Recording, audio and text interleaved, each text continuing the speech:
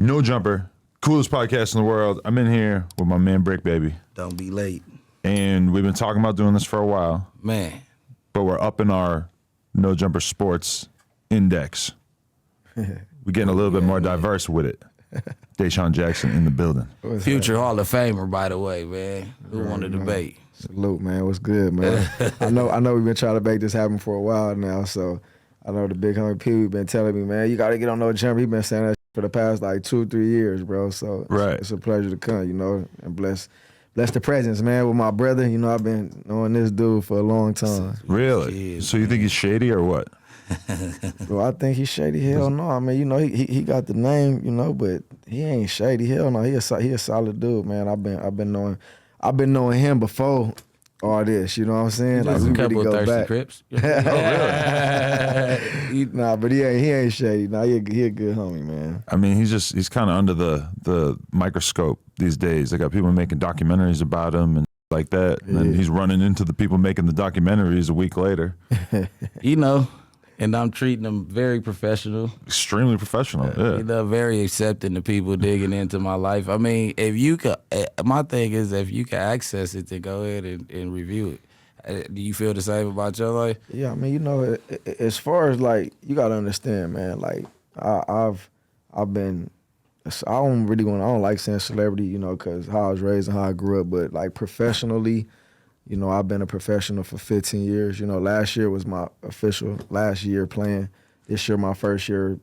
I don't like to say retired, but taking some time away from the sport. Because I could really go back and get my shit off and still play in the league. But it's like right now, like I said, man, like when you make it from where you come from, and people are used to you being a certain way, and then like you cross over to the celebrityness or the successfulness, and the tax bracket change, you getting money, you getting likeness, you on podcast. You know what I'm saying? Like, everybody not happy for you. You feel what I'm saying? And coming from where we come from, like me, I love the hood I came from. I love the people that was raised with me, that grew up with me. And for me, with my platform, I just try to reach back and help and bring people out of that. You know what I'm saying? Because everybody don't have the opportunity to lead that. So for me, and I'm sure bro going through the same thing, that now he's, hopped out, he didn't got a lot of success on this platform, but a lot of people ain't gonna be happy for you. I'm sure you had to go through the same thing. Oh, of course, yeah, totally. But I mean, there's very few people like that are from your age bracket in LA or whatever that managed to make it to the extent that you made it, and that's got to cause a lot of jealousy and envy from people that are around you and especially coming from a place like LA that's mega competitive, right, kind of grimy. For sure. It's a very street element. 100%. Any kid who grows up out here. For sure. You're right. You right on the point. But I mean, that's the edge about being raised from here and growing up here. Cause like you could go all across the world. New York, I done been everywhere. New York, Houston, Atlanta, Florida, you know what I'm saying? It's like everybody know, like, man, you from Cali. Like Cali, and it's crazy because like people really think I'm from the South because like we got a slang. Like Cali people talk, we got like a slang. So they really be like, man, like I know you from Cali, but y'all, you don't sound like you from Cali. You know what I'm saying? So I feel like it kind of raised you to be like strong. Like I feel like East Coast dudes, they think they tougher than us, so they cold, they got boots on there. You know what I'm saying? And then we grow up palm trees and nice weather, so it's like we kind of soft to them. But it's like, bro, the way we was raised, like you gotta think our era, how we grew up. Is transformed across the whole world, as far as gang banging, people gang banging, going to other, like Atlanta, you know what I'm saying? He could speak on that, like other spots, they're taking the gang banging and trying From to my experience, the percentage of people carrying guns at a young age is way higher in LA than it ever was on the East Coast. Now, sure. I had a limited experience because I just wasn't around that in general, but in general, it feels like LA being in high school and having a gun is very common. Our generation, we looked at New Yorkers and East Coast people as slicers. We don't really know them to be shooters. Like, even in their movies, they'd be pulling out little 380s and all that stuff. Like, out here, it's different. Like, in our generation, we grew up with the older homies with the weight sets in the front yard. You know what I'm saying? It's different. Like, it's changed more. Niggas ain't now. fighting no more either. But back in the day, you could catch a friendly fade. Yeah. Now, you get beat up or you even try to fight. They're not going for that. They pull the straps out. But like I say, when we was raised, if we had an issue, bro, we had to go in the backyard. We had to catch a fade. You shake his hand, you go about your day. Now you catch a fade, you beat somebody, they ready to kill you. For sure. So it's like the times just changed, bro. And it's like nowadays these dudes is 13, 12, 13, 11 years old, jumping off the porch, trying to shoot all on Instagram, going viral. Like, it's crazy. I told Adam at my daughter's birthday party remember I told you how many blickies I confiscated? Oh, yeah. Yeah, These are like young she kids, was turning, right? No, it was her graduation party, bro, from 8th grade. Oh, From eighth grade? I'm thinking bro. you finna say graduate from high No, school. bro. I Eighth had grade's 3 crazy. of them on me because eighth I'm at the graders? front. Yeah. They sick. They sick, 12, 13. bro. I'm like, Sick. go ahead. There was a video that just went viral on Twitter of a bunch of kids in Chicago with hella extensions and drums and switches on their shit. And like so many people just trying to wrap their head around these kids who look like they're like 15 with all this firepower. Yeah, Chicago is different. Yeah, but it's like you want to say just like that day, like you don't need it, and I want to keep it and tell they. But if those kids are coming outside into that environment, and there's an adult that's over there that knows that these kids need it, that's a dangerous environment. You get what I'm saying? I was feeling like if they came to the party with, maybe if I take it from them and they go back to where they going, it might really be warfare and something happened to them. sure. So I really gave them. They gotta protect themselves too, because you don't know, like you said, when they leave and they go back home or wherever they going, you don't know what they gotta go through. Yeah. You know? Can I ask you this?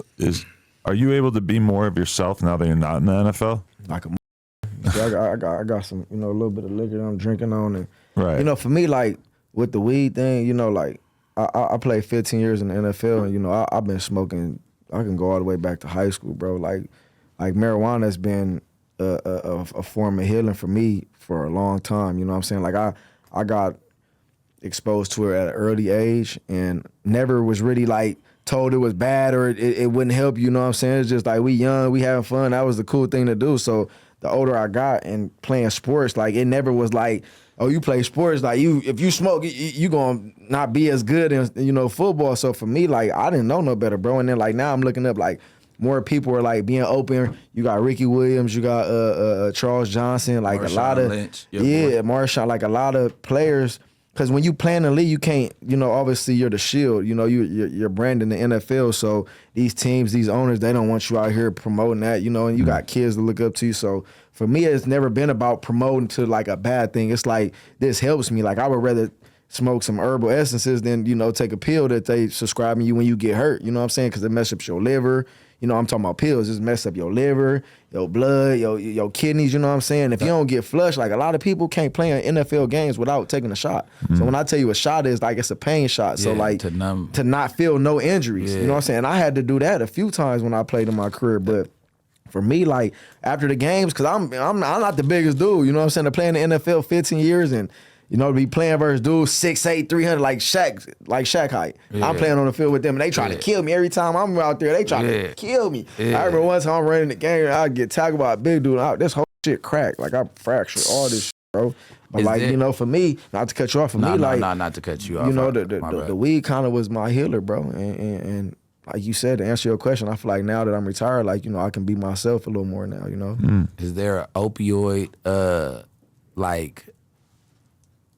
an epidemic in the league also, like, because I know that they prescribe stuff and they keep it under the table and all that stuff, but do you see players that get hooked on the pain meds and all that 100%. And that's when their career declines? And like, man, listen, that's real, bro, and I ain't saying no names. In general, I know for a fact, and he was a hell of a player, but his career went down, and he was on the Adderalls. The Adderalls like make you focus. You know what I'm saying? Like anytime you working, like I know a few females that I done talked to, like, oh, I'm in school and I'm studying. I gotta pop these Adderalls. Like it keeps me focused. But like I done seen dudes that was ballers in like downfall, bro, in the less than like 2-3 years, bro, and getting addicted to these drugs, bro. So it's like that's crazy, bro. Wow. Yeah. So can you take us back to like, okay, where technically are you from? Because I was just listening to a phone call with you and Bosco yelling at each other, arguing about where you're from and everything. Man, so let's clarify specifically. That's crazy. It's crazy. So man, Bosco, man, I met Bosco, man, when I was young, bro. Like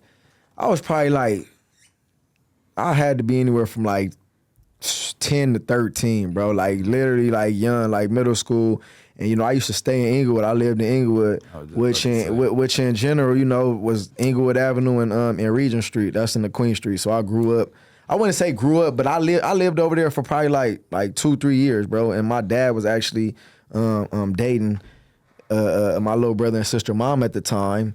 And, my mom and dad kind of like, separated. And what I do, I tried to go live with my mom for a year or two. She moved to Atlanta, and her and my sister moved to Atlanta. So I go out there and try to do the sports, with my mom, and it just really didn't pan off. So I'm like, I got to get back to LA with Pops. So by this time, Pops moved in with my little brother and sister, mom, and they was right there on the corner of Inglewood Avenue and Regent Street, bro. And I lived over there for like 2 years, bro. So like, my mom and pops was from the East Coast. They don't know nothing about gang banging. They don't know nothing about no street shit. Like, it's hoods everywhere, right? But like in Pittsburgh, they ain't gang banging. They street different. So when I came out here, Pops was like, look, my pops was a fool, bro. Rest in peace, my pops. He passed away in 2009. We remember every year stories, but Pops, when I tell you, look, Adam, my pops, he was like one of them. He carried his gun everywhere, and Cali, you can't carry. So I'm telling you, like, Pops was turned up, like. But we used to come in and out of the house, and he used to see the dudes out there hanging out. The Bloods was the Queen Streets around that time. And I don't know if you know Donut. Big Donut from Queen Street. That's the homie, Big Donut with the green eyes. That's the homie. He from Queen Street. You came across him. Yeah, you had to meet him before. Like, he's been up here with Donut sounds very familiar. Yeah, but he a solid dude. But matter of fact, he was here with somebody. But you know him. You'll do your homework on him later on. But I'm telling you a story just because that little situation with me in Boston, that shit really had me hot, bro. So I'm breaking down a story because it's my opportunity to. I never really spoke about it publicly because during the time the homies was like, I was ready to turn up with bro, and the homies like, bro, don't do that. You on a way bigger scale. Like, don't scoop down to his level. But now I'm able to really explain it. So I'm telling you, like, Donut at the time was the big homie from Queen Street around the time, and my pops used to be like, because Pops I was very active, taking me to sports. I was hanging out in the streets, and he knew, like, growing up in LA, you like, if you gonna do anything, you gonna gang bang, because you come home from school, you in the streets, this what happens. So Pops, I remember Pops had his gun. He coming home one day, if y'all let my son be from y'all hood, I'm gonna kill all y'all. If I'm lying, I'm flying. You can ask Big Donut. He was like, if y'all let my son be from this hood, I'm gonna kill all y'all. Pops didn't gang bang. He was not a gang. He wasn't.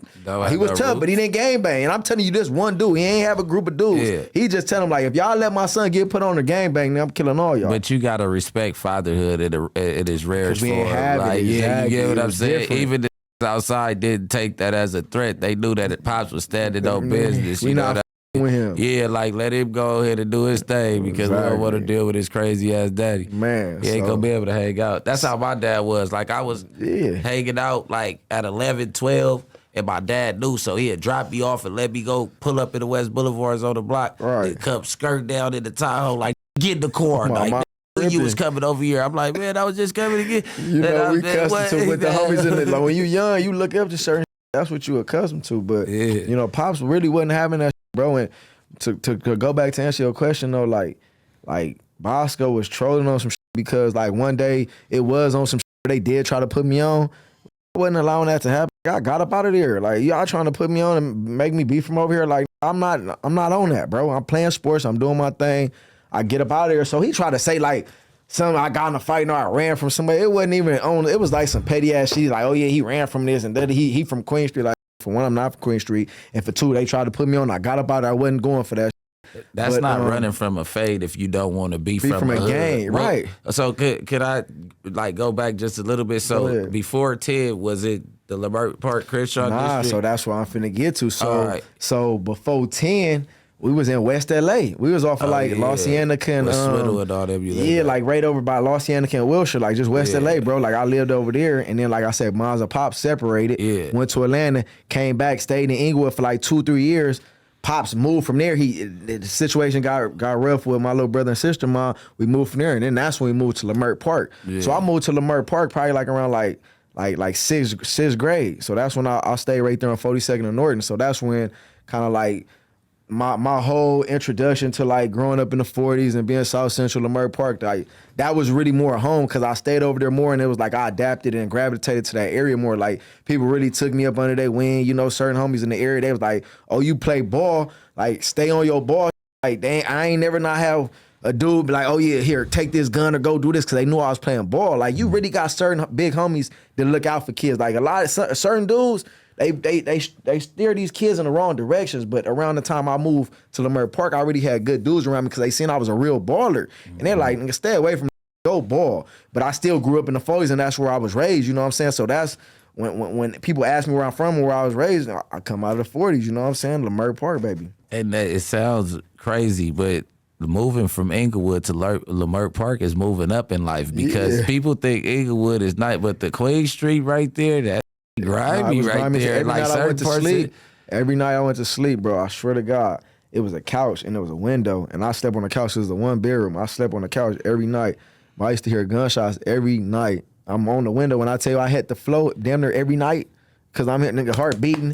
That's on the floor, nigga. I'm duck, nigga. What? It was sick over there, bro. So.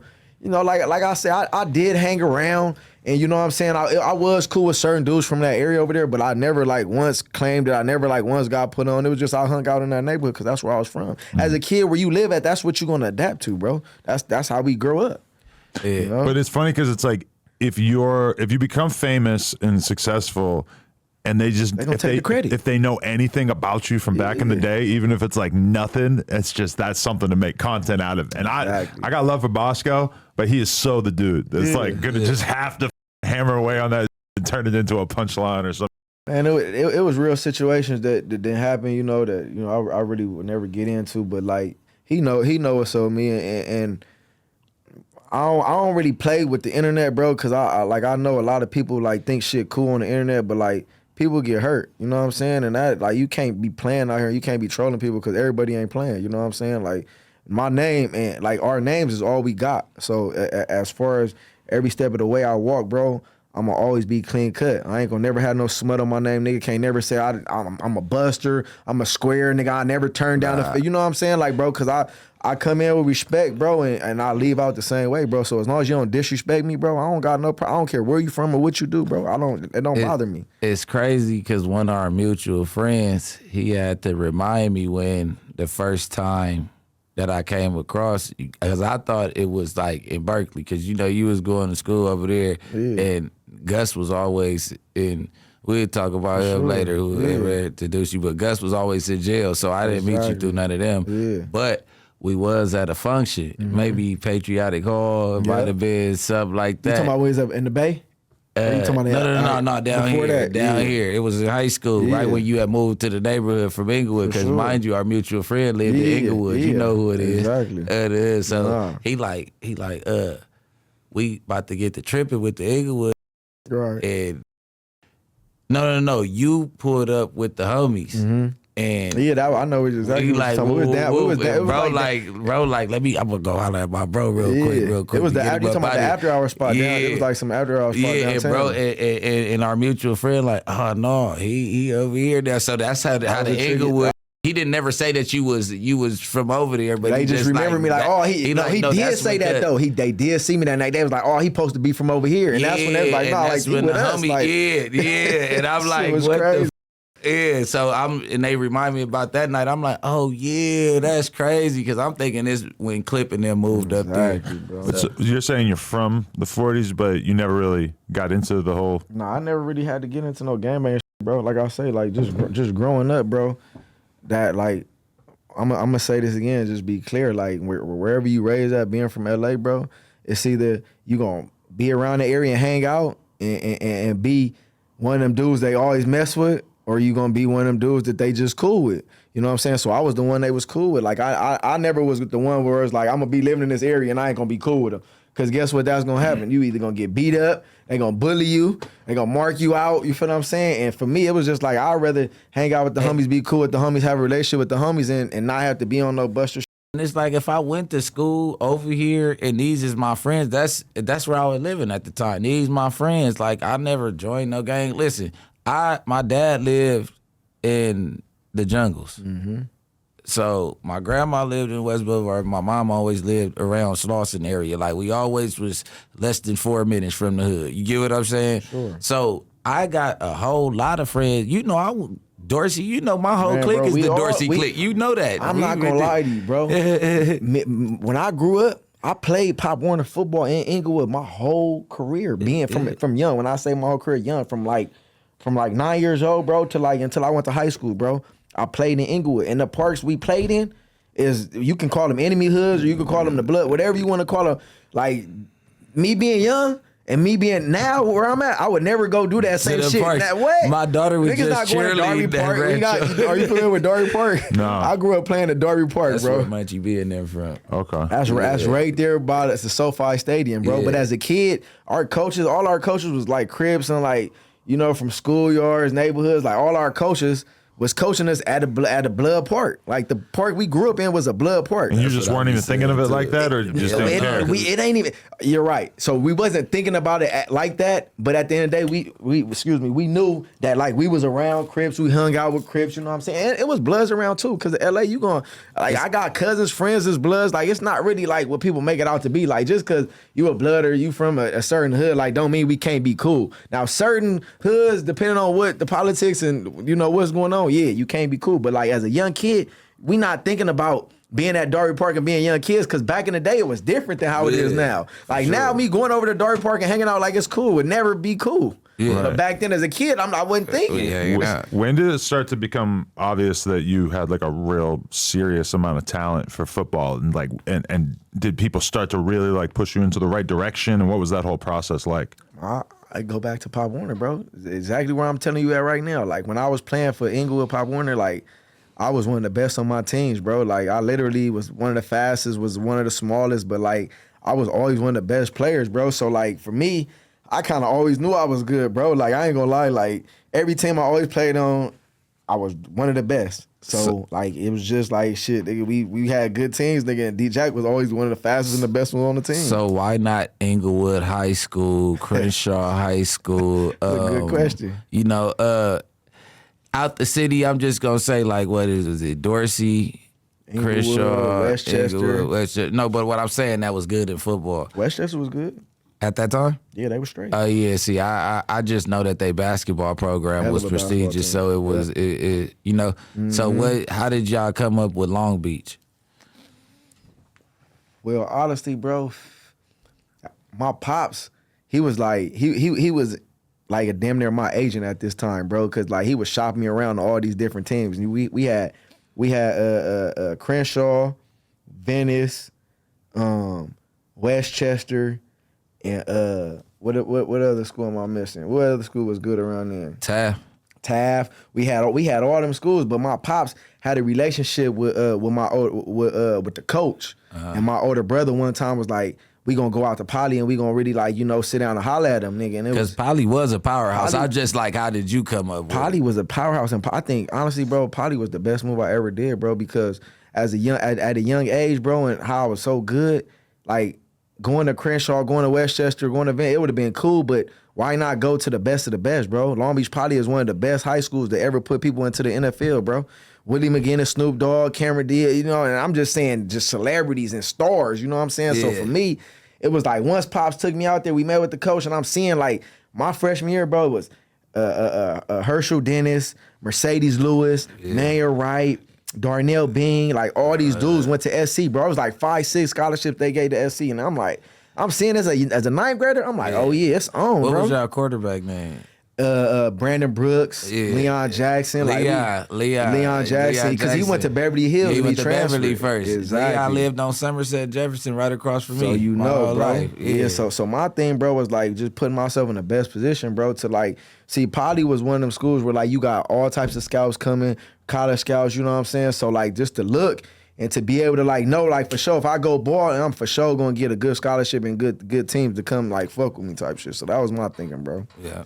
So, okay, like through high school, were you thinking like, oh, I'm at the level where I might really be in the NFL one day, or are you still kind of being humble about it because you're obviously coming from a background where, you know, it's not like you're having like the elite trainers and crazy money behind you from a young age. It's like, when did you start to become confident that like, oh shit, I could really do this? He still had them trainers though. Me, I did have see Adam you gotta really like I ain't gonna say it like that, but like just if you go look up, bro, like I got documentaries, I got like, you know, a lot of shit out there on me, bro. So like if not too busy in your time and your day, bro, if it cares you, bro, like really go look up my story, bro. But like my dad really implemented like a team around me, bro. Really? So as a young kid, I was always advanced. That's why I was always so good, bro, and head of the game. Because for one, I always played with older cats. So like if I was 8, I was playing with the 10-year-olds. You know what I'm saying? That's growing up. So like I was always advanced. And, you know, I just had to get on my son the other day. He out there playing versus a 10-year-old. I'm like, bro, this is going to make you better. Like, you don't understand. You crying. He hot. He ready to squabble and all that. I'm like, nigga, I'm looking at him as, nigga, that's me. You know what I'm saying? Because that energy, you got to put it into the field, bro. But so for me, it was like I always like had that team around me that always advanced me, bro. My older brother made it to the NFL, but he was like made it on a practice squad. So, like, I used to always tell him, like, nigga, I'm going to make it and be way sicker than you ever was, nigga. Because, like, all y'all trained me. Like, I got like 4, 5. I got my older brother, Travis Clark, Derek Davis, and Irvin Booker, and then Byron Jackson. They all trained me. And then Coach Kablian was my track coach. I had the best of both worlds, bro. Yeah. There was, and a lot of people really don't give me the credit, bro, because they just see me and they just like, oh, he just talented, bro. But they don't really know the work I already put in, bro. Like Saturday, Sunday, instead of hanging out, doing shit in the hood, bro, I'm really training. You feel what I'm saying? I had fun. We all went out and did, you know, the player shit. But like at the end of the day, bro, like, what separated me, bro, and a lot of my homies I grew up with, and I'm sure, you know, me too. Shit, Bricc could tell you, but like, bro, we all wanted to go to the league. Like every one of my homies or every one of my teammates that I played with, bro, legitimately could have made it to the league. Sure. But the difference was that separated me from them. Like I literally stayed on that straight narrow road, bro. Like I maybe, you know, steered off here and there, but like it was probably just like a little foot or a pinky. You know what I'm saying? It wasn't like all the way off, and I had to figure it out. Like I was always one of them dudes where I was like, I would try to bend the rules, but I'ma still stay on my point. You know what I'm saying? So like for me, I just was dedicated, bro, and I already knew what I wanted to do at a young age, bro. That's crazy. Was there ever times where you kind of strayed from that path, or were you just like 100% focused on that? No, nigga, I strayed from that path, nigga, plenty of times. Well, he came out and started smoking weed. Right. That's the first fuck up. You know what I mean? Alleged fuck up, like, you know what I mean? Like, bro, it's but that's once you're in the league, right? This is the thing. Man, hell no, Guys I was playing for him young. was going to the league. And you can't take that away because the people he used to come out with, like his best friend, that's what I was saying, like Runner, bro. Cuz could not get a break. Yeah, that nigga was in jail every time he got out of jail since we was 13, 14 years old. Right or wrong? Hell yeah. All the man, he just stopped going to jail. That's why I'm happy as fuck for my bro. This is first like 2-year stretch, 3-year stretch. Cuz love jail. He used to go to jail so much, I'm like, my nigga, like, do you love jail, bro? So, like, I ain't never seen nobody that love jail. Yeah, so like him dibbling, dabbling, like, and really staying focused, like that's very hard because I was a dog on the court, like a super, like I'm going to Mississippi to play at basketball, prep school, all that at 5'8", I'm dunking on shit, all of that. You know what I'm saying? But the thing is, my parents was hustlers. They didn't play sports. So while they out hustling, when I go to the street, it's not that bad long as I ain't fucking up. Then it ain't that bad until I ain't fucking up, turned into me trying to take another inch. Now I got Blick. Now I'm getting caught with Blick. You know what I'm saying? Let me ask you this though, bro, because I feel like you really know me, bro. So like, what you feel like separate me, or what you feel like was the reason I already made it, bro? Because you seen me from afar or close, bro. We done been around. That's what I said. So, like, what you really think it is, bro? Like the athleticism, though, bro. The speed. I feel like it had to be a mental path that you was on, because as kids, right, when I was coming up to Berkeley, even then, like, another one of your teammates was fucking off. He's still a fuck up. Sure. His behavior is crazy. Right. We was fucking with him, though. I don't want to even bash my boy because he out the league or whatever, but you know, beast mode. Fuck it. You know what I'm saying? We used to go fuck with beast mode, and he still used to be in the streets, but you go up there, you give him the ends, whatever. He about to go work out, though. I'm going to holler at y'all when I'm done working out, because we going to go smoke. You get what I'm saying? Shit like that. You already know, bro. So he had a stronger head. You had a stronger head from the beginning, and that's why you still, in the football game, you don't stay in the league as long as you did, bro. You even did it right there. You can name how many wide receivers stayed there for, 15 years? Yeah, hell yeah. Come on, bro. At a high level, too. Come on, you didn't let nothing break you. You had some major stuff going on that I'm sure we'll get into, but I don't know what part of your question you had, but... I guess, like, what did the decision look like as you're leaving high school? Honestly, bro, I was really finna commit to LSU, bro. Nick Saban was the head coach at that time, bro. And it was something about that South, that Southern, that Cajun food and women. Like, man, it was crazy at the time. My girlfriend, I don't know if you remember Jennifer Hodrick. She went to Westchester, bro. But I grew up like me and her. That was like my high school sweetheart. You know what I'm saying? And we was locked in, bro. I was damn near like married, bro. Like I was in love with J Hod, bro. And then she ended up signing to. She committed because she played volleyball, or not volleyball. She played softball. And she committed to Southern University. So I'm like, man, I'm finna go to LSU, bro. But like, honestly, bro, I had SC, LSU, Oklahoma, Florida State, Miami. So the like, world name was it. yours. Like, the world was name yours. it. Nigga, I could have went any. It was crazy. The only two schools that really didn't offer me was Stanford and UCLA. But they knew Stanford, you got to be hella smart. And then UCLA was like, nigga, we not getting him over SC. Was Berkeley powerhouse, or you was just like, this where I fit in and I'm going to just make my step? Berkeley, you got to remember, bro, when Aaron Rodgers and Marshawn went there, they turned the program around. Yeah. So they wasn't even really sick like that at that time, bro. They just was turning the program around, and they beat SC the year before that. I would think I was a junior in high school. Junior, I'm going crazy. All-American, balling, doing all types of crazy shit.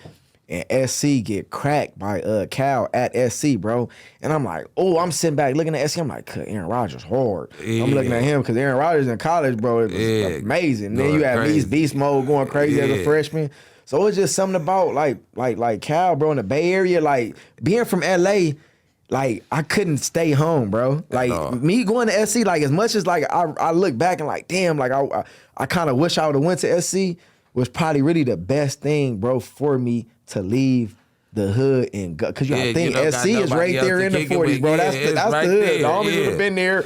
Everything, bro. So for me, it was more strategic. And me like, bro, I got to get away from home. I got to go grow up on my own. I like, because if I would have literally went to SC, bro, I'd have been getting calls every day. Like, bro, I'm coming up to the school. And I didn't need that, bro, because my focus, it was like bro said, like, the reason why I've been successful when I am successful is my mental, bro. I know how to lock in and go accomplish what I want to do. But I'm picturing going to college and you're a fucking football star to whatever level. Like, the girls shit must be crazy. The opportunity to party must be crazy. Sure. And then you also have to do your fucking schoolwork. Sick. And you got to exercise and train. Sick. And play. It's sick, bro. I mean, it doesn't sound like easy by any means. Nah, definitely, man. You really, like, for me, bro, like, I love having fun. So, like, for me, the fun was, like, get your shit done, then go turn up and go have fun. Because we going to do all this. This shit is extra. Yeah. You got to go get your work. You got to clock in before a nigga can go have fun. Because if you don't clock in and you going to have fun, you not making shit. I'm going to be real. You not going to make no money. You ain't going to make it no life. Ain't nobody going to want to hire you. Who going to want to fucking have a person working that ain't finishing their business before they going to have the fun? You tell a nigga that's catching on that it's 30. What you talking about? What are you talking about? I done had all the work in the world, man. That shit don't mean nothing, young nigga. I'm telling you that now, boy. Hey, I had houses you can't even sleep in and been packed with. Nigga, that don't, hey, gotta have that mental. Everything, bro. You can't just go to the mall or the strip club and all that, man, and don't be clocking in nowhere. You got to make something your 9 to 5 in order to structure yourself. Did you manage to stay mostly focused throughout that time in college? Like, when you look back at it, are you content with the amount of dedication you had to being an athlete? Fuck no. Really? Fuck no. And the reason why I say that, I feel like, bro, shit came so easy to me. Like, even me working as hard as I worked, that shit was easy. And I feel like I worked hard, but I ain't work hard enough. And that's me being real as fuck. Like, I could sit here and be like, oh yeah, I gave it the best I got. I got this record. I beat Jerry Rice's record. I played 50 years in the league. I'm a Pro Bowler. One of the first players ever to fucking walk off a punt return to beat the Giants. One of the first players ever to be selected to 2 different positions, to start 2 different positions in the pro. Like, it's so much shit I could keep going back on and saying, but it's like, shit came easy to me, bro. And like, sometimes I took advantage of like how good I already was, bro. Because like, I ain't study film, I ain't watch film, bro. I'm gonna be real. Like, all this Tom Brady, all these motherfuckers that sit here and be like, watch film. Like, bro, I didn't watch film. But just imagine if I would have watched film. Or just imagine if I would have like worked a little harder, because shit didn't come so easy. Like, just imagine what I'd have been. But at the end of the day, like, you live and you learn, bro. Like, I tell my kids, like, That's life. Like if you don't live and you don't go do certain shit and run into the wall this many times before you learn that, like, nigga, this glass, this is gonna bust my fucking head open if I keep doing that shit. Like, how can you get better in life? Because now that I'm older, it's so obvious to me that hard work and sacrifice is basically like the whole thing when it comes to being great at something. But when you're young, it's like the temptation. You just want to have fun because you haven't experienced these things. Like now at this point in my life, it's easy for me to just like now I feel like it's an obligation for me to go out and socialize, go to parties and shit, be around people. Whereas like when I really got focused in my life and decided that I was really going to be successful, I really had to like force myself to stop going out, stop being, hitting the bar at night and shit like that. Because when you're younger, it's like you still want to really have those experiences for the first time. Now that you're in the position you're in, a lot of that shit seems old. Yeah. Whereas you realize now that opportunity to be a professional athlete is once in a lifetime. For sure. So you might as well fucking 100% focus on it, you know? Give it all you got. Hell yeah, you got to. Definitely. Yeah. Okay, so how was the college experience overall? Man, I wish I could... Before college, I wish I could go back to high school. Like I had so much fucking fun, bro. Yeah. Like now I'm sitting there in front of you, I'm 36, bro. You just said you about to be 40 in a few days. Happy early birthday to that. But like we Sagittarius, so I told her for the rib. I feel like this is gonna be a good vibe. Me, you, and Future. Yeah, nah, for sure, bro. But like honestly, bro, like man, the experience was fucking lit, bro. Like I had so much fun, bro. Like there ain't shit I didn't do, bro. And now it's like, being 36, still so young, 2 boys, 8 and 5, like, I still got the world ahead of me, bro. Like, I played in the NFL all these years depending or knowing that this year I got 8 million, next year I got 10 million, this year I got 11. Like, that was what the support was. So now it's like, I done made a lot of money. I done put it a lot of great places, but, like, the type of nigga I am and the hustler I am, I ain't satisfied with the money I made in the NFL. Like, I would meet you today and you wouldn't even think I made 100+ million in the NFL, because guess what? That money right there, that's gonna make my future be cool for my kids. But like right now, I still need bread, so I'm out here getting all type of stuff going, private equity, real estate. You know what I'm saying? Helping the youth. You know what I'm saying? Like doing affordable housing. Like it's like I like that ground zero. I like that build from nothing. Start a $100 million profit off some shit, you know what I'm saying? So that's the eager I got. You sitting here in front of the 36-year-old DJ that's like, shit, fuck the NFL. Like, that shit was cool, but what's next? Right. Like, I'm trying to go touch some Magic Johnson type shit, you know what I'm saying? So what are, like, the fields that you plan on hopping in during retirement? Like, well, like, for me, bro, like, it really ain't retirement, bro. I'm saying, but it's not retirement, but... It's the next phase. The next phase. All right. That's what we got. Retirement from one thing. Yeah, leave it. That's what I'm saying. My parents retired. They ain't doing shit. They actually stopped doing almost anything. But this why I don't like the retirement word for me is because I can still play. Yeah. I can still play at a high level, bro. Like, go cut on the film from last year and see. But you'll bounce back in? Bro, I'm vicious like that. I thought that you said I could literally take a year off, 2 years off, and still go back to football at 38, 39 and go be a dog. You walked away. I did. That's what I'm telling you. So we ain't really calling it retirement because at the end of the day, I know I can still gas up on the field. You already don't know jumping. You feel what I'm saying? Man. And I'm talking that and meaning it like, bro, body is straight. But what was that decision like? Because I feel like for a lot, talk your shit, Adam. From here, for pro athletes, it's like such a intrinsic part of who they are as a fucking human being, and it's a very difficult thing to step away at a certain 100%. Point. You feel like you kind of did it on your own terms, whereas most people are kind of forced into it? So catch my drift. And that's a hell of a question, bro. I respect you for that question. I'm totally sports illiterate, by the way, but I have a huge amount of respect for athletes. I'm always curious about it. I feel like that's a pivotal ass point in guys' career where they're at. And a lot of these young dudes got to understand this too, because I was once a rookie. I was once a second, third year player that had the world in my hands, where possibly talking about getting a big contract and all that other stuff. So now that I'm removed years after that, it's like I'm at the point now where I could tell these young dudes like, hey, listen, enjoy that shit while you can. Take advantage of that shit while you can. Yeah. Because once you hit your mid-30s or 32, 30, it ain't the same. The politics kick in because you know why? Because they like, oh, this the NFL. They want this. It's a young man's game, bro. Yeah, they want you. You feel what I'm saying? It's the young man's game, bro. So it's not that I couldn't play. It's that they are more invested in the young kids. Cause my contract wasn't what it was when I was 24, 25, 20. I'm not getting paid the same, bro. So I'm more disposable now to these people. You know what I'm saying? When you was younger, you got that big bag, you gotta be there. Yeah. You know, for me, being the legend and doing what I did was always cool, but it was like I was cool on the politics of me being older and not being a vocal point like I was in my earlier 20s, bro. So for me, it's like instead of me sitting in a season and going to work like an 8 to 5, because this shit is real work, and me spending all that time away from my kids and family and not making the money that I once made, it becomes not about the money. It becomes the love of the game. The love of the game. For me, I'm not stupid. I could be sitting at the house like this, chilling with my kids, playing with my kids, throwing the ball, and still making what they paying me right there. Yeah, for sure. Because it's not about the money. I done made enough money that my money gonna kick off more than I was getting by wasting all this time and being right here. So it's like, for me, I'm like, bro, I love the game, but I don't love it that much because guess what? The financials ain't there like that no more, bro.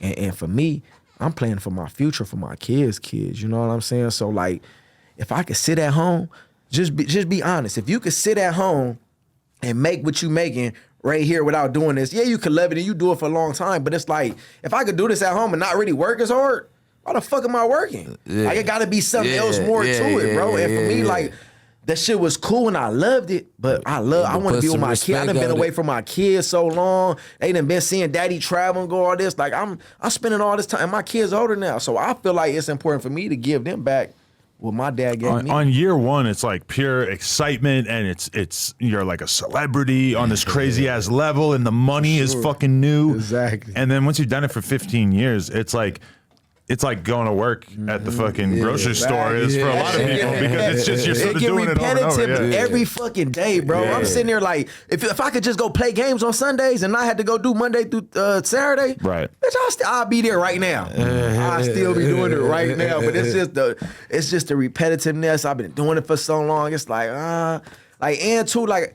I don't want to like be doing something where like I'm more mad than happy. Yeah. And when I'm saying that is because I knew how like valuable I was, I knew how good I was, and I knew the work I was putting in, and I wasn't really getting the ball, because you know why? They ain't got no vocal point in making sure D-Jack, the 35-year-old, get the ball. They want these young Lamar Jacksons or whoever these 22, 23-year-olds is. It's just how the game go, bro. It's only a few Kobe's, LeBron's, and I'm not trying to say I'm not that, but it's like, it's different, bro. When you LeBron, you still able to get 30-something million a year. You know what I'm saying? You still able to do it and have fun. But like, he playing why? Because he want to play with his son. I'm sure he chasing legacy, and I'm sure he want to go get another ring. But at the end of the day, bro, he's still playing because he wants to play with his son. Let's just be real. But is there a part of you? I've seen a lot of like sports documentaries where a professional athlete will stop, and then it's like there's a hole in their fucking soul because they were so focused on winning and being the best athlete they could be for all those years, and all of a sudden there's just this massive hole in your life that you kind of got to fill with something new, right? Yeah, you ain't got to go into the games and all these people rooting for you, or they got your jerseys on. So that hole, that's real, bro. But like, for me, I really feel like I fulfilled everything I wanted out of it. And when I say that, like, man, coming from where I'm coming from, this shit wasn't promised. Homies not making it past 18, 15. Niggas ain't graduated from college. Niggas ain't graduated from high school. Yeah. So for me, like, where I made it to, bro, like, I never would have thought. And I ain't gonna say, like, I ain't dream about it or, you know, like, think it was gonna happen one day. But, like, coming from, like, I beat the odds, bro. Like, I'm 37 years, about to be 37 on December 1st, and I'm sitting in front of y'all. I'm sure bro could vouch for this. He beat the odds. Like, man, this shit ain't promised, but, bro, just, I was 13 years old when I first got shot at, bro. Like, in Inglewood, at the Forum. I know you remember the carnivals at the Forum every summer, right? When you about to get out of school. I'm going to the Forum, and I get shot at 13 years old. You feel what I'm saying? So it's just like, bro, like, you don't count. Like, we here for a reason. You feel what I'm saying? Like, we blessed for a reason, bro. So it's just like, I fulfilled everything, bro. And it's like, literally, I got shot I walked in the neck. You feel me? Nah, come on. Shit. So it's like, for me, it's like I fulfilled it, bro. So it's like I can really sit here and be like, I accomplished what I wanted to accomplish out of it, bro. So you told me Jerry Rice gave you a tip, man. game. That Before I hit the league. You know what I mean? He said that you had a talk with Jerry Rice and he let you know something that, man, kept them legs a little bit, ticking a little bit longer, man. What was that? Man, see, so it was 2008 before I got drafted. The agency I signed with at the time, they had Jerry Rice signed to him, bro. So it was like a perk I got off of me signing with my agency that they had a relationship with Jerry Rice. So I had the opportunity to work out with Jerry Rice before I got to the league. And that workout, like again, once everything I'm gonna tell you, bro, the source can tell you. I ain't gonna tell you nothing from a motherfucking mouth that source can't tell you itself. Jerry Rice was like, run every route. Nigga, what is Jerry Rice? I grew up loving Jerry Rice. Randy Moss and Jerry Rice, my top down favorites, right? Yeah. So like run every route. So I get up there, I run every route. I'm cast up. Nigga, Jerry Rice watching me, nigga. Snagging everything, balling, right? I run this last route. And he was like, come here. And I'm like, what's up? He's like, I only got one thing to tell you. And when I tell you I ran every route, the route tree probably about 12, 13 routes. I ran every route. He's like, I want to correct you on one route. He was like, that 5-yard out you running, he was like, you running too fast. He say, how fast you is, if you learn how to control your speed and run these routes, he say the NFL ain't gonna be able to fuck with you. Yeah. I said, oh, what? You told me one out of all these routes, you just finna correct me on one route? Yeah. Once he told me that was over, you couldn't tell me nothing else. The best receiver to play the game told me all I had to do was change up one route and give me a philosophy. Nigga, it was over after that, bro. Couldn't tell me nothing else. Damn. This is kind of random, but tell us about your relationship with X4. X4, my little bro. Man, so X4, I do the music, man. I've been doing music for a long time. Jackpot Records, man. Okay, so that's how you met him. Yeah. I got a record label with Jackpot Records, and I just, by the way, ain't nothing random. You can ask me whatever the fuck you want, bro. I just feel like it's kind of out of order because we're still kind of like. It's cool, bro. Look, an interview, we popping up, we chopping, however you want to answer, do whatever, bro. I'm good about it. But so X4, bro, I had a relationship, with my big bro, Pee Wee. Lil Pee Wee, man. Shout out Pee Wee. Yeah, shout out my big bro, Pee Wee. Pee Wizzle. Yeah, Pee Wee called me. And when I tell you Pee Wee, bro, me and Big Bro relationship is one of a kind. But Big Bro called me one morning, man, and this is one of many mornings because he called me every day. We holler every day. Our relationship is like that. He hit me up like, hey, little bro, I got a rapper X4. He from the hood. Woo, like bro, like I want you to meet him. Like, bro, you need to fuck with him. You need to sign him. I'm like, damn, because calling me on me. Like, I'm like, all right, bro, I ain't even met him. I don't know nothing about him. Like, I'm like, what's up? Like, set up so we can meet him. So he set up a meeting, and we go to my studio. And when we go to the studio, my big bro Pee Wee got a relationship with 600. Shout out my boy 600. Shout out 600. So he called 600, and he like, we gonna pull up to the studio. We gonna all meet. He was like, he called back and was like, 600 told Pee Wee that he was gonna bring Wack. He was like, yeah, I'm gonna bring Wack up there. We gonna all holler, like, try to figure out the situation. This before I got any business done with X4. You feel what I'm saying? We just about to go meet. So we go to the studio. We pull up. I meet X4. What's crazy is I remember him from when he was younger, before he had all the tattoos and before he went to jail, because the homies was telling me like he was talented, he hard, like he the little homie out the hood is going viral, going crazy. So I'm like, it was crazy when I seen him. Like, damn, so this you, right? So we meet him, and then everything cool. Like, little bro vibe was cool as a motherfucker. Remind you this. When Pee Wee called me talking about X4, I didn't have so many artists, bro. I done been doing this music shit for 10 years. I was really like over the music shit, bro. I'm like, bro, you know what? Like, I'm cool, bro. Like, I ain't signed no artists. Like, bro, I done did all that. Like, I'm really kind of phasing away from that and focusing on other things, right? So when I told him that, Pee Wee, no, bro, you need to sign it, bro. I'm telling you, bro, you need to sign him. So I'm like, all right, pull up. So we pull up, and man, we just vibe, bro, and Wack come. And Wack tell him, give him some real life, game, and just tell him like, this what you gotta do, like, this what happened with Blueface, and this where I feel like, certain situations went wrong. Like, really just trying to coach him up and give him game. So I'm saying that to say, like, that was like really the first introduction of me meeting, bro. We was at the studio, he played music, and I'm like, little dude special, man. Like the young homie got some hard ass shit. He got some hard ass shit, bro. Okay, but you never signed him because that was the rumor for a little bit there. I never signed him. You know, we did some business. You know, I came in as a big homie, big bro. Okay. You know, and you know, whatever that was. But no, I never signed him. No confusion. Wack never signed him. Like, we never said we was gonna sign to Wack. Like, at the time, I'm like a big homie, like a mentor. You know what I'm saying? I've done a lot of business, and I know how this game goes as far as contracts and lawyers and, you know, when you sign deals and shit like that. So really, I just gave bro game and just was like, you know, if you need me, I'm here for you. Helped him out in a few little situations. You know, he was down on his feet. Certain shit he was getting into with his baby mama. Didn't really have, I ain't gonna really get too much, but I really looked out as a big homie, you know, and really seeing a young kid that had talent and wanted to see him win, bro. Gave you room to just go to the studio and think for a second. Yeah, man, really. That's all these street kids really need is room to think.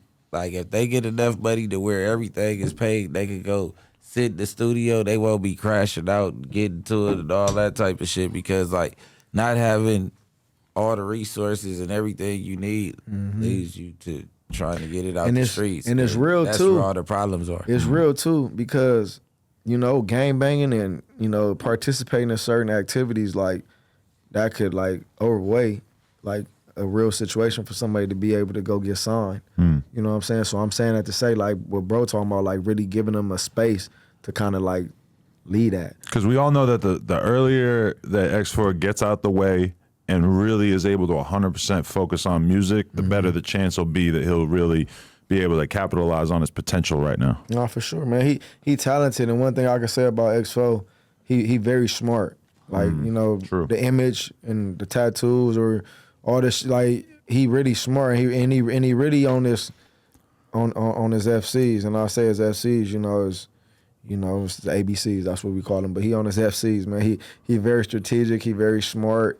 And he got the world in his hands, and I think he understand that. And I think, if I can be honest, I think he gonna do the right thing with it. You know what I'm saying? Because I done ran into a lot of young dudes before they got the real shot, the real blow, and his focus and how sharp and mature he is. I think, he gonna do the right thing with it. I was looking at his channel the other day, and like a lot of the videos that had like 30K when we interviewed him and shit are at like 200K now.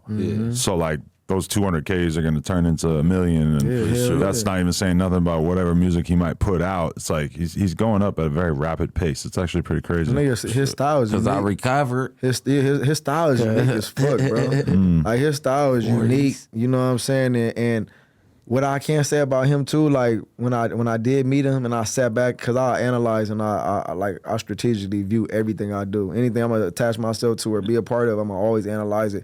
And I'm gonna like really get a great feel on it before I do it, because I'm big on vibes and energy, you know what I'm saying? But when I first met him and I broke down the package of his whole body of work, I'm like, he a hustler, he a grinder. Like, when he came to me, I ain't really had to do shit. Like, he already had views, he had videos, like, and then when we did our little business, I'm just sitting back really like seeing what he gonna do. Bro, still, he's shooting his own videos, he ain't asking for help. Like, he was getting his body of work, and it's just like he presenting that shit to his fans, bro. So it's like, that shit was dope as fuck when I met him and I seen how he had his shit together. Yeah. So where is most of your energy going these days? And how hard do you feel the need to hustle, given that I'm assuming that you could just kind of kick your feet up? And so at this point, like, hustling and trying to make businesses and trying to make different plays and stuff has got to feel like kind of optional. Yeah. You don't need to do that shit, but you seem extremely motivated. Man, for me, bro, I think in my life where I'm at right now, bro, I'm all about elevating. You know what I'm saying? If I encounter with you or I cross paths with you, bro, and, we genuinely meet, because, like, I ain't out here trying to build or, like, meet new people, but, like, I got my circle, you know what I'm saying, and I stay tight, and anything outside of that is just a conversation, bro. If I could build and I see you on the type of time I'm on and energy and your wavelengths hit, to my level where I'm at in life, then we can build on that. But if it ain't that, I don't fuck with it, bro. Like my life is based off of happiness, and living how I want, because I felt like I had to live a certain way so long by being under the shield of the NFL and what I can and cannot do, and I gotta watch what I say or watch how I post. You know what I'm saying? Like, I've went through all that shit, bro. I've got falsely accused for doing certain shit and being released by a team that offered some bullshit. You know what I'm saying? Back in 2013, and that shit just really opened my eyes and was like, damn. Wait, what'd you get falsely accused of? I didn't know about this. Man, there was an article that popped up, bro. And when I got released, it was 2013. The article was from 2009, for one. Yeah. It was a bullshit ass article that the media pulled up. It was like a LA Times or like one of these local medias had wrote some shit. My rookie year, one of my best friends was charged with murder, and he beat the murder. And like when I tell you it's my best friend, it's like my brother.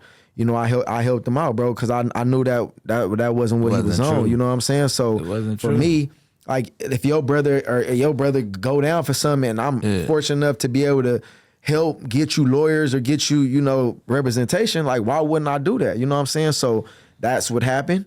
And my brother beat the case. And when he beat the case, nigga, I was right there to pick his ass up. And we took pictures of him in his county blues. Yeah. And we posted it. He was not guilty. Yeah, because he was not guilty. What's the problem here? Right. Yeah, they were trying to act like you were endorsing murder. Exactly. Yeah, what the fuck? That's such a stretch. So, like I say, they pulled up this article and made it seem like whatever the fuck it was, and they released me because I was tied to gangbanging or whatever, however they made it out. But like, it just was bullshit, bro, because like what I did learn about that situation is what to broadcast and what not to put on social media.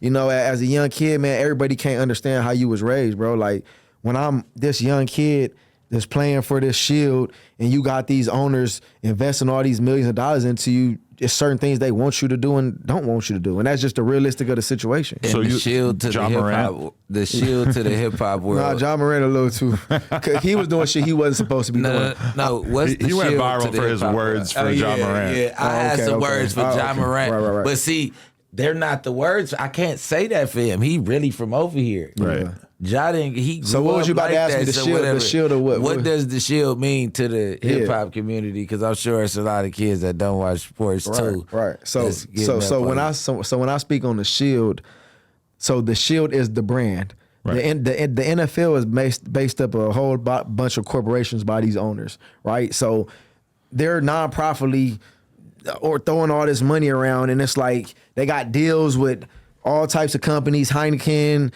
Amazon, all these big ass companies that are investing into the NFL. If you're gonna be here, you need to understand it's bigger than you, and everything that you do reflects on us and our advertisers. Yes, because these companies, they drill that into you. Because these companies, young fellas, catch the game while we giving it to these companies that are investing hundreds of $millions into the NFL have an image and a likeness when they invest in this money to these owners that they want these kids, or not kids, but they want these individuals to do or not do, right? So if I'm out here portraying I'm smoking or I'm drinking or I'm gang banging or we doing things that are not to that standard or nature, whatever you want to call it, you're in a bind, bro. But for me, all it was me hanging out with guys that I grew up with. Not turn my back on, not me making it and signing to the dollar line and making millions of dollars, and I just turn my back to the homies that I grew up with in Leimert Park. Yeah, but if you had taken a picture with you and some guys and you all had blue rags, it would have been over that day in the sports media, but right? they done seen, I ain't gonna lie, they done seen that too. Because I didn't, you know, and I don't know how much of that's out there, but you're right to the perception that you paint here. Like if you see a whole lot of dudes with blue rags, that's gangbanger. Because you represent the culture. The sports media seems so thirsty for content that anything that's even slightly offensive, they are fucking on it. But the LAPD, one of the head LAPD crash unit officers came out and made a statement that said that DeSean Jackson from that area said that DeSean Jackson is not a gang member. What did he say? It was... I can't remember whatever. Just basically, like I ain't never been in trouble. Like they ain't got me on no reports. So like I'm from, you know, like I done been pulled over and been stopped. You know what I'm saying, by certain crash. Yeah, they know I'm from the area and I grew up over here. So like I done been put in handcuffs and pulled up on a block, crash coming and just detaining everybody. Like that's not happened. But at the end of the day, I grew up here. That's where I'm hanging out. You know what I'm saying? So it's just like almost false. I wouldn't even say falsely accusing you, but it's just like. Why I said falsely is because I'm from where I'm from. I grew up where I'm at, right? But at the end of the day, falsely accusing me of saying I'm participating in doing gang banging activities, and I never did. YSL the label. You feel what I'm saying? Like I'm not going to shoot at people. I ain't robbing people. I ain't like promoting gang. Like all I'm saying is this is where I grew up at, and this is my homies. This is my brothers. I ain't promoting shit. None. If one of my boys is doing some shit, I'm not promoting that. If he go shoot or he go do it, I don't promote none of that shit, bro. I'm for the kids, bro. I play football. You can't tie me to something that I don't know nothing about. Bro, I play sports. Yeah. Like, that's my walk of fame. I play sports. Just because I grew up in the 40s where I'm Lamar Park or whatever, that don't have nothing. I didn't participate in none of that shit, bro. So don't come ask me about nothing and don't accuse me like I'm participating in that shit, bro. That was my point. For sure. You got dropped by the team in 2013. How long did it take before somebody else fucked with you? I got signed in the next 2 months. Yeah, damn near. So, and I had a 3-year, $30 million contract when I got released. I went to go get a 3 for a 26-year contract. So, you know, I was making 10 a year. I started to get 8 a year. So it kind of affected my bread a little bit, you know what I'm saying? But I still, you know, I lost like $6 million out on that, but I picked it up somewhere else down the road. You feel what I'm saying? But on that point right then and there, yeah, it was on some bullshit, bro. Did you think, like, my fucking career is over at a certain point? Honestly, bro, I ain't gonna lie, bro. Like, I didn't know what the fuck was gonna happen when that shit happened, bro, because I came off of one of my best seasons ever, statistically. Had like 83 catches, 1,300 yards, 9 touchdowns, made Pro Bowl. Yeah, I'm like, what the fuck? You released me? Like, okay, I can understand if you didn't want me or, like, trade me somewhere, but you release, one of your best players on your team. Yeah. That's crazy. I'm like, what the fuck? I ain't know not. Bro, I'm trying to figure out, like, thrown the fuck off, bro. I'm so far gone, and I just was like, that's when shit just started clicking in. Like, daughter. All right, boom, you gotta stop doing this. Boom, you gotta start showing all this. Like, it was just, daughter. You feel what I'm saying? The owner daughter. Dirty dog. Okay, how crazy did you get with spending money at a certain point when all of a sudden you're making like $10 million a year? I imagine for a young dude that didn't really have much that it's got to be. Bro, I was running through that shit, bro. I ain't gonna lie to you, bro. Like, my first like 6-7 years, bro, I ain't say shit. Really?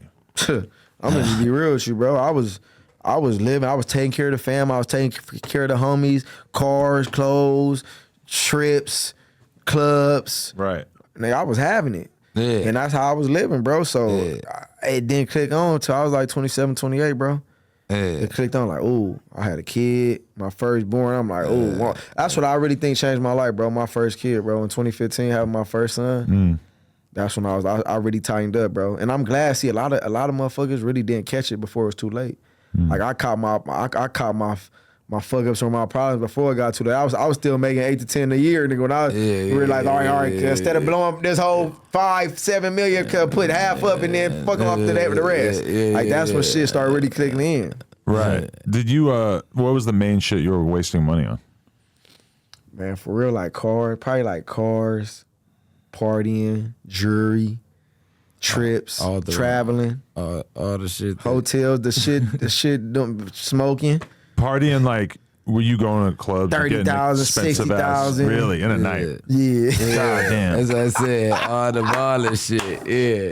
You ain't never did that one? Nah. You ain't got your big one off yet? Nah. 30K a night? Nah, he ain't fucking around. Nah, me. That's why he keep it in like that. I ain't gonna lie. I think whenever the 60 or 80 was kind of pushing it, but probably like the most I done probably spent in the club one night was probably like 23, under 30 though. Is it worth it because you get so many bitches from man, this? that shit ain't worth it. That shit was And stupid. the homies be irritating you. No disrespect to the women, but I don't give a fuck, bro. If I got to go blow a bag for you to feel like I'm cool and to party with me, I don't want you. At all. Gee, shit, I'm cool, bro. So for me, fuck no, that shit wasn't worth it, bro. I was having fun and it was the cool thing to do because you in the club, everybody else doing it, so shit, I'm gonna do it too. Oh, they just spent 10? Let me go spend 20 real quick. Because I had it. I'm popping it. You tell me if I'm wrong, but I feel like that's especially a thing with athletes because it's like you're super rich, you're very, very famous to a certain percentage of people, but to the other percentage of people, they don't really know who the fuck you are. So it's like you it's not like being a rapper where it's like if you're French Montana and you blow up,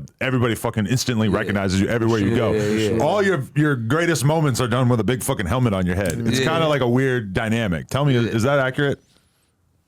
Hell yeah, because I don't know, for some reason though, a lot of people know me though. Like, it's because you always popped out. Yeah. During what's this COVID shit when you had to wear all these magic shit, bro, I would literally be like hat on, beanie on, the ski mask on, glasses on, and niggas still being able to tell it's me, bro. I've heard that from a lot of That famous shit people. crazy, bro. Like, I'll be like, how the fuck this nigga know it was me, bro? But it's hard. It's like, for me, bro, I don't know. I think my face is like, and I had my own show on BET. You know, I go to the BET Awards. Like, I feel like I'm more a part of that, like, rapping culture. Cause like my lifestyle, how I grew up is really like a rapper, bro. Like, I ain't like, I grew up playing sports and playing ball, but like I don't know, bro. I gravitate to like more street shit, bro. Like, I really come from the streets, and I'm not saying that to like, you know, make myself like tough, like, but at the end of the day, bro, I grew up on principles. I was raised by like real reputables.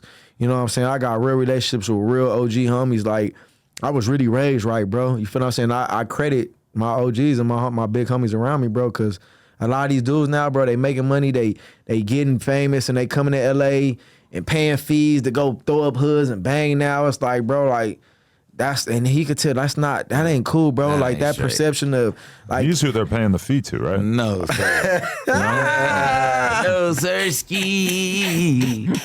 I love the full ski. What is you talking about? Man, listen, man. I'm just trying to contribute to the Bricc lore. Hey, look, there's a legend about him building.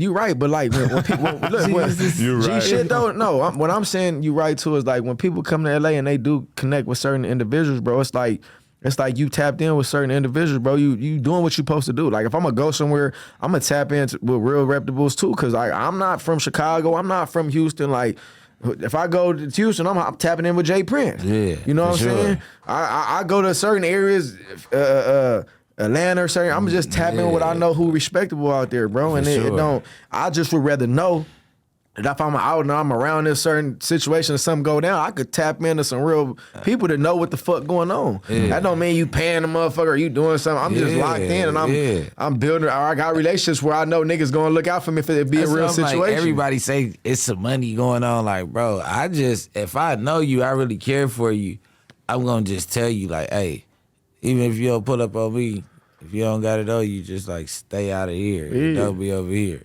Just do your thing. And I wish a lot of these athletes are hollering more to certain individuals that like really be knowing people out here, bro. Cause I got a lot of relationships, like, you know, the little homie that got robbed from I don't know if you heard the Rams player. He was going into a hotel and they robbed him, took his chain off him. That's crazy. That happened like a few months ago, and like I played with him last year when I was in Baltimore.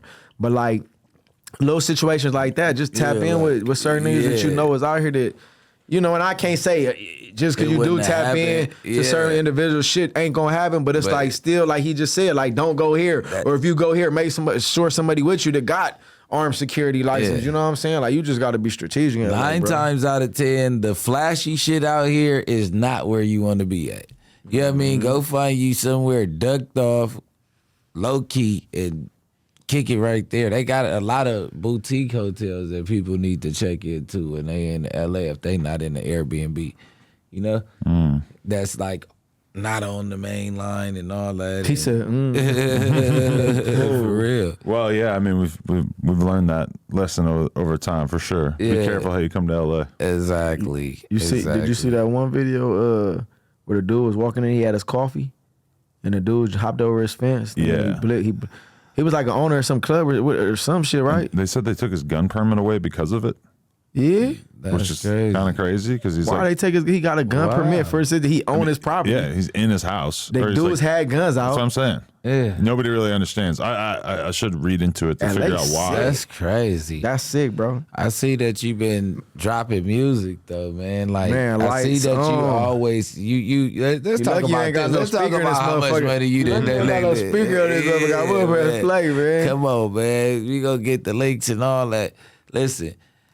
You've been in the music industry for a minute. People really don't know that, right? Yeah. You know what I'm saying? But like, what made you start betting on yourself, or you want to speak on your journey? Yeah. So appreciate you even allowing that, though, you know, and even bringing that up, because I feel like, you know, I done crossed paths with a lot of, you know, talented people that I still want to shed light on, regardless if we still in contract or, you know, we not really working together. We working together, you know what I'm saying? Because if I invested in you, regards to anything, bro, I want to see you win. Like, I got love for every person that I ever put any money into. Sure. You know what I'm saying? So, you know, the original Jackpot, man, rest in peace, my brother Kid Cali. You know, he lost his life, you know, a few years ago at a party, man, on some crazy shit. But Kid Cali, rest in peace, Kid Cali. My brother T-Ron, you know, he in jail right now fighting the case. That, you know, hopefully they free my bro and he come on to his family. He got kids. Rudy Ray, shout out Rudy Ray. Shout out Marcus Benz. Man. Shout out Ant Mac, Rudy Heen. Man, shit. Young Chris, Glasses Malone, I done helped so many people, bro. You know, to recently, Thirsty P, my brother Thirsty P, dead Thirsty homie. P. Shout out Thirsty P, you know Thirsty. My little Brody, Billy Boy Brody. Yeah, Billy Boy. Billy Boy, you know Billy Boy Brody. Shout out Billy Boy, man. He gonna do his thing. Armani J. Shit, bro. I got. Man, I don't even want to leave everybody out, bro, because I know this interview gonna drop. They go like, oh, bro, you let me out there. You on the hottest motherfucking podcast. You know what I'm saying? Got my little bro Jid and Quan. Shit, man. You know, we gonna keep X4. You know, so for me, bro, I done invested a lot into music, first and foremost. Have I made money off of music? No, I ain't made money back yet. You know what I'm saying? But for business, bro, you know, sometimes things don't happen that way. But I feel like this music shit gonna come back some type of way, bro. Yeah. You feel what I'm saying? When I say a lot of money, I done put millions into that music shit. Jackpot Radio, I done put millions into it, bro. And you know what I'm saying? I ain't really, you know, at the point, I can't say I ain't made nothing back, but I ain't made nowhere near what I put into it. Because, you know, I done made a few, you know, tools here and there, but it's a weird business because if you sign one person that becomes a superstar, you make up all that, right? True, but it's I wouldn't say it's a weird business, but for an athlete, music could be tricky. And the reason why I say that is because, and he could speak on that, I feel like music industry people don't take athletes serious. You know why? Because they feel like they trying to be a rapper, or they got money and they just want to throw money around. You know what I'm saying? So you really at a default. It's only certain few athletes like Dame, Shaq, certain few athletes that's really Amon Shumpert that's really respected in the music industry. So for me, that is a good point. I kind of had to realize that like a lot of my I got real time relationships with Birdman, Slim, QC, you know, P over there. I got a lot of relationships and they respect me because for one, I grew up, was raised how I am streets, you know what I'm saying? And for two, they love who I was on the field. Cause like if you really ask people like who DeSean Jackson, like you would say like Michael Vick, Allen Iverson, like that's that era I fall into. Cause you know I come from the streets, tattoos. I'm a little dude, you know what I'm saying? So it's like when I pop in, you gonna always get respect from certain individuals because they know like, oh, he connected in with LA. You're real, you know what I'm saying? Just because of who a nigga fuck with, bro. Yeah, for sure. Off the rip. Can you imagine how crazy it would be if you had like a star NBA player or some shit who also was like a star rapper at the same time? Except that every rapper talks about shit that you wouldn't be allowed to say. Yeah, that's why it's really hard. Yeah. And like if you analyze Dame Dollar, his music, he ain't really talk. He just see like with me, I can talk shit and rap because I lived that life. Yeah, like I'm not perpetrating or like portraying a life that I ain't lived. Like I'm gonna talk about the women, the money, the cars, the houses, the clothes, like the trips. Like I'm talking about shit I'm living. I ain't portraying shit. You could make a song like 310 Baby just made. True. Let me see. But you couldn't be Lil Durk. Yeah, you couldn't be Lil Durk, but not you. But it's gonna be hard. How the fuck would you do it though? I'm saying though, one of those NBA people. And then go to tour. No, but I'm just saying they can hop in the lane of females only like party little music real quick. You know what I'm saying? They can do that. Because a lot of star rappers will go months and months and months without doing shit, but it's kind of rare. Like if you're on the come up, you're on the move, you're touring, you're doing whatever. Like it would be like possible. It would be so insane to be able to balance the two. Imagine telling your team that you finna go perform, go do this. You can't do that. You making too much for one. Dame Dash, you making too much money playing NBA. So it's exactly. It ain't. Anytime you put into your music career would be a fucking waste in comparison. If you're doing it to have fun, you enjoying it. That's what it's for. But for me, like I say, I enjoy it. I have fun. It's a passion. You know what I'm saying? And I feel like I'm hard at that shit. And I got my own little swag. They be saying it's like it's a nip, like, you know, it's a West nip or some shit like that. But like I feel like if I was compared to anybody, it'd be like an Easy E sound. Like that's how I got like a high pitch like Easy E voice on. Yeah. Okay, would you be able to let your kid play football on a professional level in good conscience, knowing that the risk of head injury is pretty high? It's a good question, man. Honestly, man, like my kid's really just now getting into football, but I'm letting him play flag right now. He ain't playing tackle. He played tackle last year up at Crenshaw, but I didn't have him full time because I was still playing, sports. So he didn't get to play the whole season. He only played a little bit. So now that I got him full time, I'm letting him play flag. But it's like I'm gonna wait like 2 years before I even let him play tackle because it's like it ain't no rush no more. Like how the sports is nowadays, bro, it ain't like how it was when we was younger, bro. Like you say, you got all these CTE, head scans, concussions, all like that shit is out, bro. And for me, I didn't even really want my son to play football. I want him on basketball or baseball. You see them contracts they giving them dudes? Fully guaranteed. Like NFL money ain't fully guaranteed.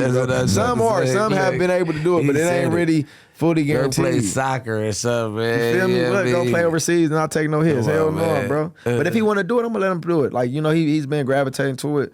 So for me, I'm gonna just train him and give him what he needs. Like I told him, like if you want to do this shit, I'm gonna be on your ass. Like, don't feel like you gotta do it to prove to me, like, oh, I'm proving them. Like, no, I don't want you. I'd rather you go over here and go do something else. Right. But if you want to do this shit, I'm finna be on your ass because I know my dad was on my ass and where I'm at. I mean, like he's so exposed to football. It's like all these football greats that you're friends with and shit. Those are like, heroes. He sees the way that they're treated like fucking heroes by random people. Yep. It's got to be tough to not have your kid come out thinking that that's one of the best things that you could do with your life. I've been hearing him lately too. He been really popping it too. Like, yeah, I'm going to the NFL because I be feeding him shit. I be throwing shit to him like, you ain't gonna be like me. You gonna be better than me. Yeah. So now I just hear him falling in his zone. He like, yeah, I'm gonna be better than my dad right there. Like I hear him talking to his little homie like. He like, yeah, right, Dad. I'm like, shit, that's the plan. You better be better than me. Yeah. The fuck? You my junior. Yeah, for sure. But if I was you, my response would just be like, well, I wasn't born like this. Yeah. I worked my fucking ass off, and you're not allowed to claim shit until you put the same amount of work in, right? I'm on him like that too, though. Have we seen a don't forget what you're gonna say, but not to like shy away from that, but like.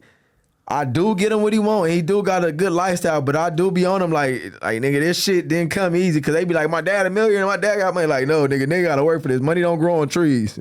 Like they gotta work for it. Yeah, I was saying, have we ever seen a junior? Has Gary Payton Jr. or it's been a few in football? You saying like no. I'm just saying the sports period. Yeah. In general, have we seen what's the best junior duo that we've seen so far? That's a good ass question. Fuck. Same thing in rap, son, right? He's not a junior, but rap. It's kind of like that in rap too. Yeah. Rap, I ain't really seen it in rap, but like it's definitely been in sports, bro. I got a few. Kenyon Martin's son going crazy. Kobe dad played in the league. Kobe Bryant played in the league. I don't know if you're saying a star though, but he played. Yeah, he played in the league. No, I'm talking about. Yep, that's a perfect example. Even if you do everything to make your kid as good at a sport as possible, genetics is still like a huge fucking lottery. Mm-hmm. Even if you have amazing genetics, it doesn't mean your kid is gonna. And injuries are another fucking big ass lottery. That if you fucking tear your ACL in year one, then you're gonna have a short ass career. Genetics is crazy as fuck though, bro. Because it's like. I don't know, bro. I be looking at my son. I be bugged the fuck out, bro, because I see myself, bro. It's crazy, bro. Yeah. Like that split image. Like where you really remember yourself, like your younger days, you seeing the picture. Flash out the weird shit. And I'm seeing this nigga, I'm like, nigga, that genetics and genes and blood, like, bro, like that shit is the realest shit ever, bro. It's like a clone, bro. Cause I ain't really told that nigga too much, bro. I'm just like, go out there and have fun, bro. And I'm looking at him running just like me, and he fast and shit. I'm like, that shit crazy. I was just getting life insurance, and like half the shit they're asking you is just about like how, like, has your dad had heart issues? Has your dad had cancer? Has your, all this shit? Because like the way your dad died or dies is probably how you're gonna die statistically, which is kind of freaky. That your life is like this fucking imitation of his life almost that's playing out, or at least the way they talk to you, it starts to make you feel like that. Like, oh, so you think I'm going out the way he went out no matter what. Okay. That shit crazy. I still got my pops. Long live Phil, but you said you still got your pop? Yeah, Phil. But the motherfucker's kind of deaf at this point. And myself, sometimes I notice myself having a little bit of hearing issues. Yeah. So I'm like, oh, okay, do I got that to look forward to? Oh, wow. That makes me turn the speaker down in the car a little bit. Yeah, a little bit. Like, you're like, Next time I'm at Rolling Loud standing next to a big speaker, I might take a few steps away. Mm-hmm. Yeah. So anything in particular that you want to push or promote or let people know to keep an eye out for? Shit, man, everything is connected to me, bro. For real, man. Just stay in tune. My Instagram 101. Tag that.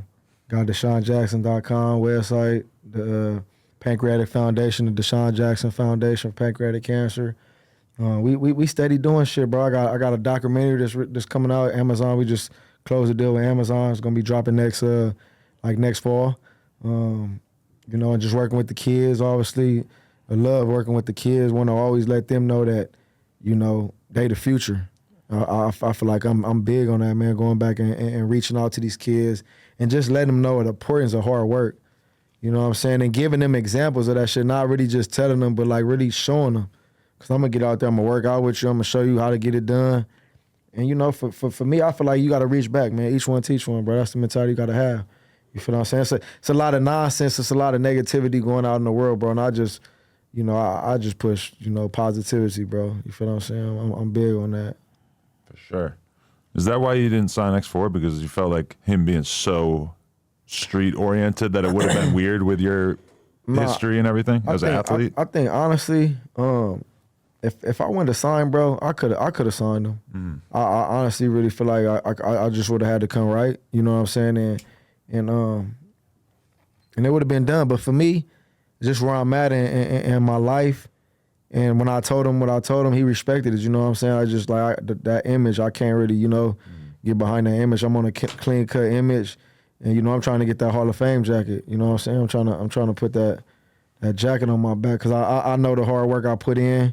You know what I'm saying? And it go to a lot of people, bro. It ain't even just X4, but just anybody that I'm cool with or got relationships with that still lives a lifestyle or is still from the hood. You know what I'm saying? Like I gotta move right, bro, and it's strategic, and it don't have to be that we can't be cool or you can't holler at me when you want to holler at me, but it's just like, bro, I just got to be on a different path. You want to do a Crip Max skit?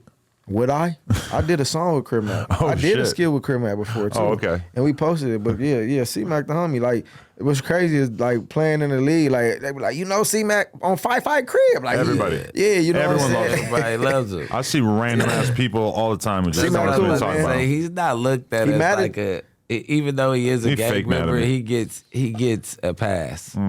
Like he always C-Mac? Yeah, like he's a gang member. What you mean everywhere? What you mean he's not a real gang member though? No, I said even though he's a real gang member. We're gonna troll you. Hey, he's gonna pop out on 55th, do the 55th Street. I said he's a real gang member. Nah, I didn't say that. Hey, C-Mac, that's the homie, bro. Yeah, a lot of people be asking about, bro. And they'd be like, I used to call people when I was in the league. I used to call people like, hey, C-Mac, talk your shit. He talking shit, Custer, what you get? The homies be laughing, like my teammates should be laughing and shit. So, C-Mac doing his thing. Shout out C-Mac. Yeah, man. Legendary.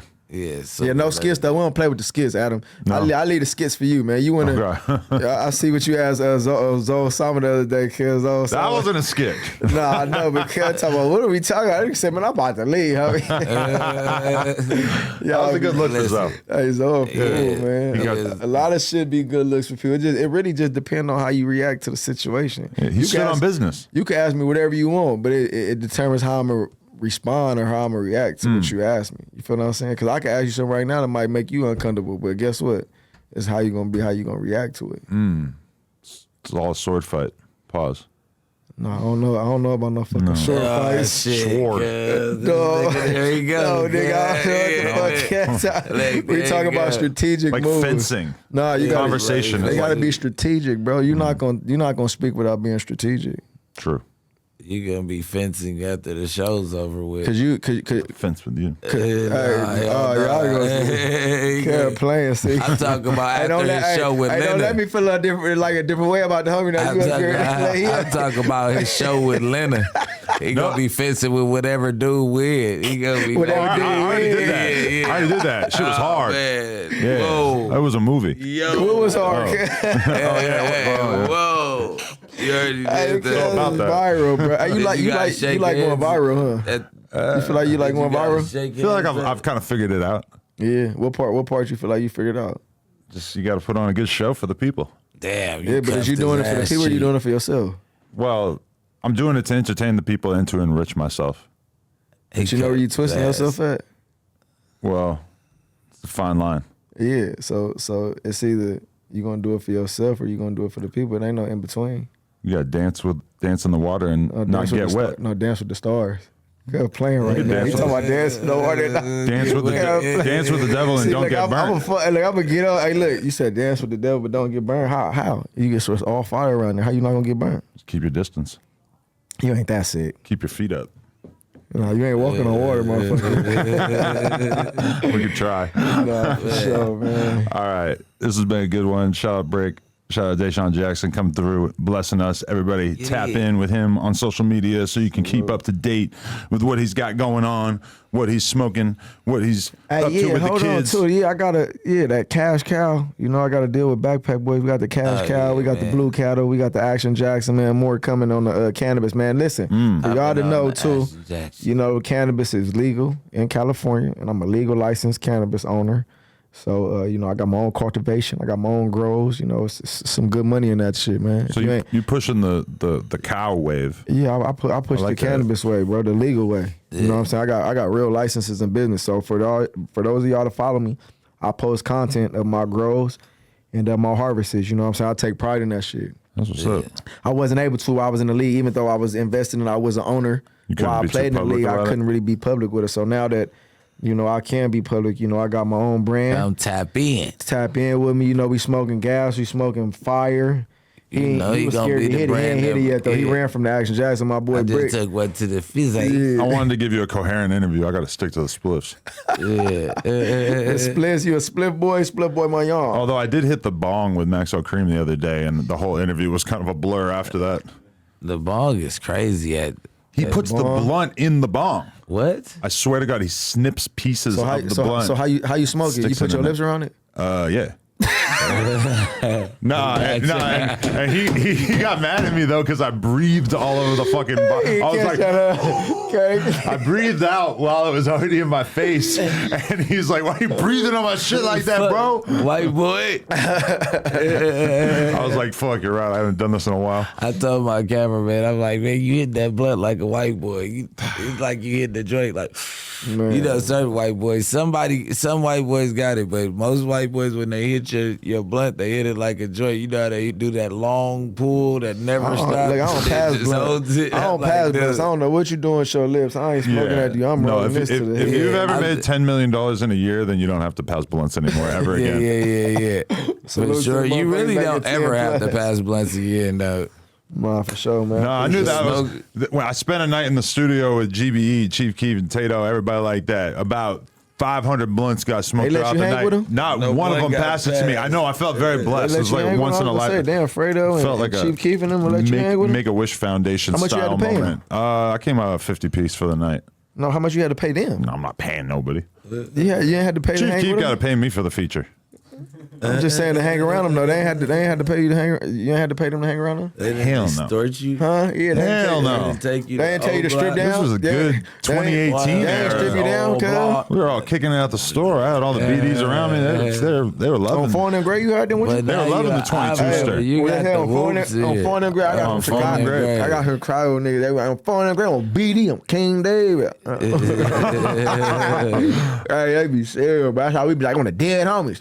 Yeah, I don't think so. They got the same extras. That's what I be telling them when I first start going out there. I'm like, y'all talk just like us. Everything on something. Dead homies. I ain't never been nowhere else where they put shit on something just as much. That's where I connected. Like Chicago. That's just, where you gonna be on phone? But that's just how we talk. We put it on 7 different parts of the set. All this, that, and the other in one sentence. I don't think you're allowed to embrace Famous Richard if you're in the NFL. So it's good that you. Famous who? Famous Richard, the on King David guy. Oh, I mean, I'm sure it's Chicago niggas to do it. Oh, I figured you were talking. I'm sure they ain't gonna do it in no interview though. They gonna be like, hey, I'm beating on that play, man. That nigga came around, man. He caught me, he tackled me. They ain't gonna say that shit. They gonna be like, what? Oh, he's out the league. Is the beef for real? I don't know. Yeah, we good, man. I'm finna go on and hit this Laker gang on the wood one time. Oh man. shit. Man, turn up, man. That's what's up. Yeah, We'll see you out there. I'm about No to go to Jumper the .com Friendsgiving. for I'm all going to the No items. Jumper on Melrose. I could tell because you got that You like hoodie it? on. I'm trying to stay festive. I don't know. You like her hoodie? Yeah, it's cute. Fuck with it. Nigga said it's cute. I went to Disneyland. Yeah, you let a nigga tell you it's cute. He's so That's fucked up. Could call you. You know, I don't sex play the Brick though. Brick the Brick don't get sex played. All right, appreciate y'all.